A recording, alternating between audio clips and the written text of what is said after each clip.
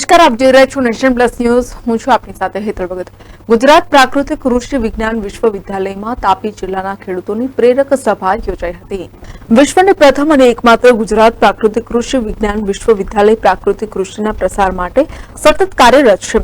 કુલપતિ ડોક્ટર સી.કે. ટીમ્બડિયાની અધ્યક્ષતામાં તાપી જિલ્લાના 3 તાલુકા અને 16 ગામના ખેડૂતોની પ્રાકૃતિક કૃષિના વિસ્તરણ માટે પ્રેરક સભા યોજાઈ હતી. કુલપતિ ડોક્ટર સી.કે. ટીમ્બડિયાએ પ્રાકૃતિક કૃષિના પાયાના સિદ્ધાંતો અને જરૂરિયાત વિશે પૂર્ણ રીતે સમજ આપી હતી અને ખેડૂતોને માર્ગદર્શન આપ્યું હતું.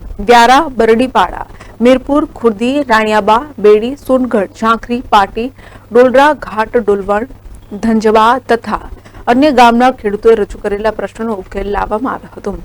Bureau report, Nation Plus News. Halol સમાચારોના સતત અપડેટ મેળવવા માટે અમારી નેશન પ્લસ ન્યૂઝની યુટ્યુબ ચેનલને સબસ્ક્રાઇબ કરો, બેલ આઇકન દબાવો અને જોડાયેલા રહો ફેસબુક, ઇન્સ્ટાગ્રામ અને ટ્વિટર પર.